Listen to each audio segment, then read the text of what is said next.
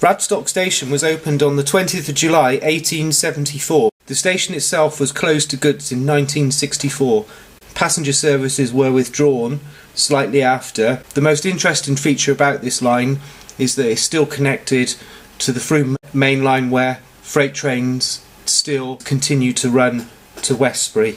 Although a line was constructed on the GWR line to allow access to Rydlington Colliery, now a site of special scientific interest.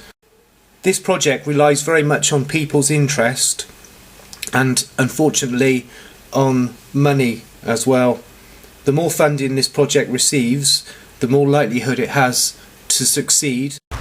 Down here you can just about make out the end of the platform as it tapers down towards the line.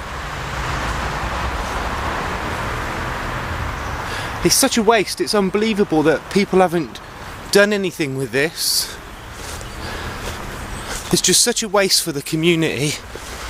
To see a Tesco's or houses built on here is just a lost opportunity. Even if it was used for a preserved railway or a connection back into Frome, the importance to Radstock. The reinstatement of the Radstock North Line linking Frome is a minor project. You can see where some work has been done, and this would have been the goods yard running out to Frome. Even back then it was an important part of the community. As of today it still is. We hope one day that this station and line can be reopened, as the beaching cuts, as we've seen and experienced, have ripped the very heart out of this small little town of Radstock. Is that it would bring a lot of revenue, even if it was a preserved railway or just a line back into Frome. This is the old goods shed.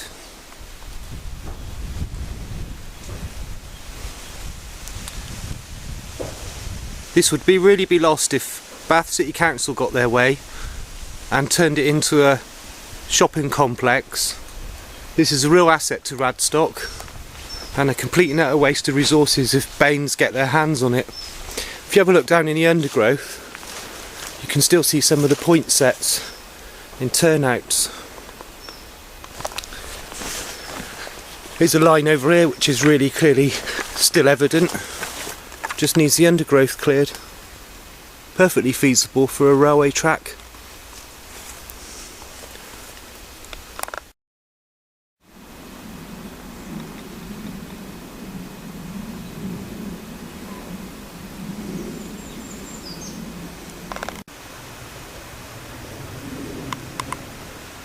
Here's some more tracks under the undergrowth.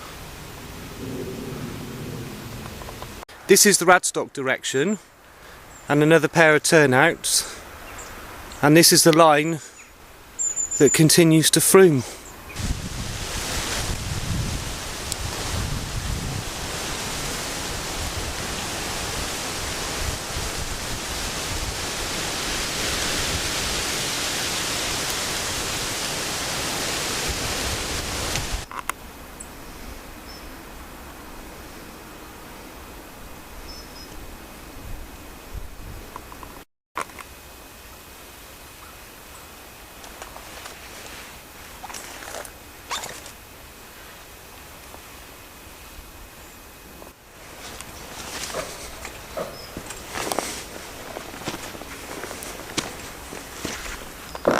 This is a bit where B&NES have fenced off the line at the end of the goods yard, so we're just going to walk up to the Frome direction. All the line is still intact. This is such a waste. This should be used, this should be reopened. The amount of track still here is truly amazing. It wouldn't take much effort to reinstate all of this. One track machine and some 66s.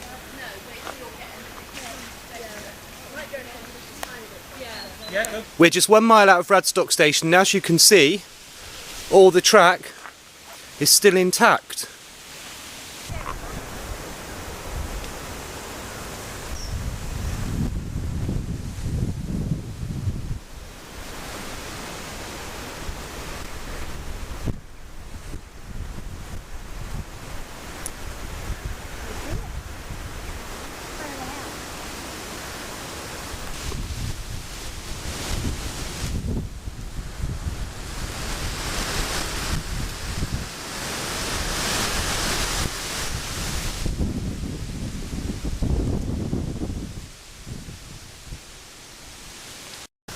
We're just heading up to Mells and all the line is still here.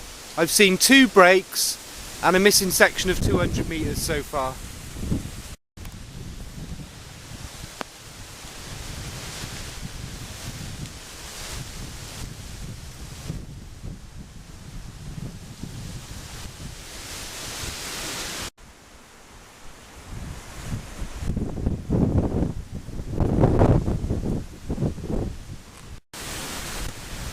Now we're in Kilmerston, where the banks of the track have been cleared.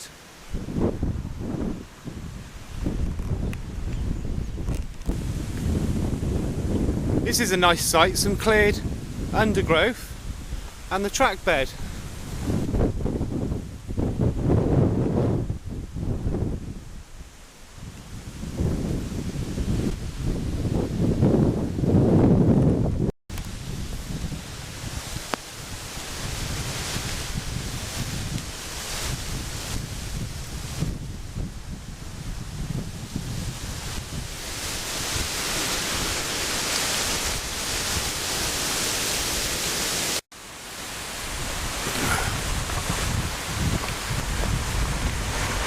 Now we're crossing over the B3139.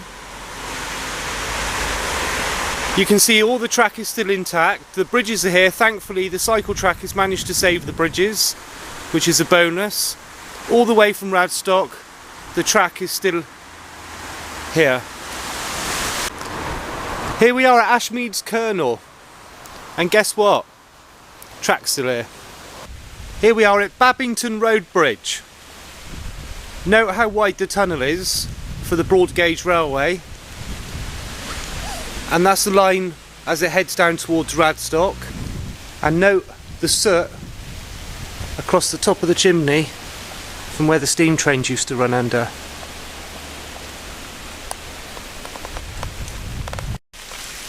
The next bridge we come to is Hatchet Hill Bridge.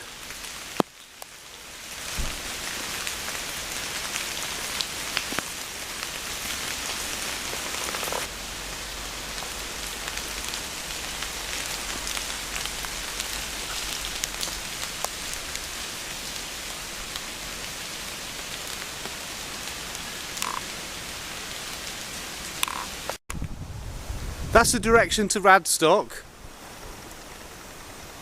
and we're now approaching what was the old Mells station, which hopefully one day will be the old Mells station again.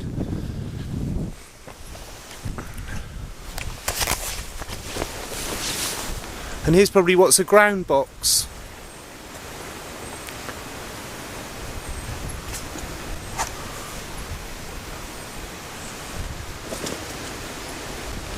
We're going to take a walk up to the bridge. Here's the line.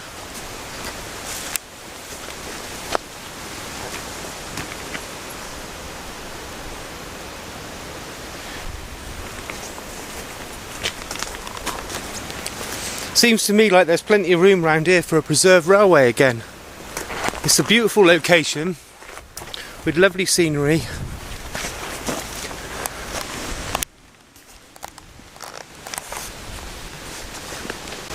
This is an old LMS brake van.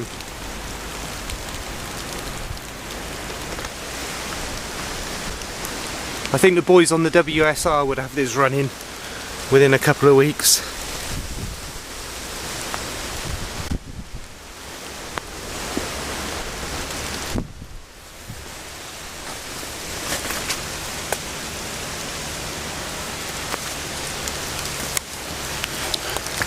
Still complete with its brake blocks. This is the end of my walk at Jericho Bridge. We're going to take a walk up to see where the Radstock line meets the Watley line.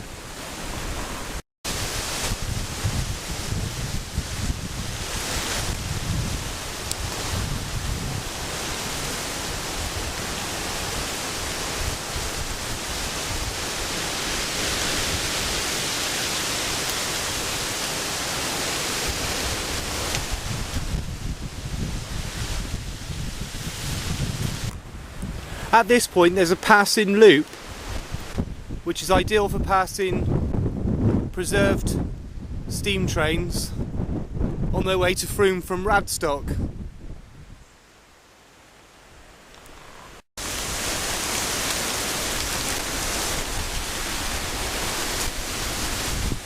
Radstock Railway Land.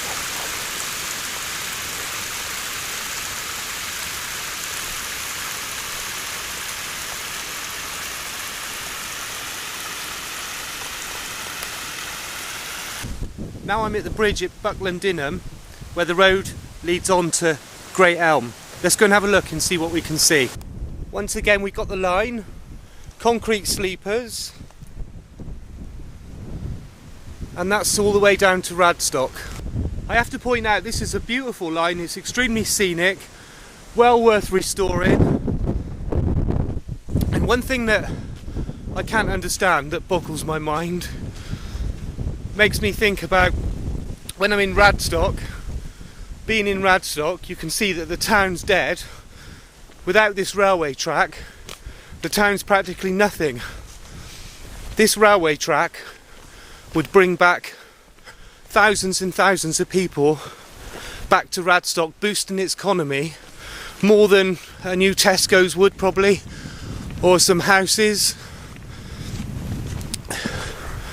And as a preserve line, people would be coming here every weekend, spending £30 each, travelling up and down the line in between Frome and Radstock. So why a supermarket? Why houses? Why scrap this magnificent line by putting a supermarket on the old station site? The whole thing seems completely insane. This is the Watley line.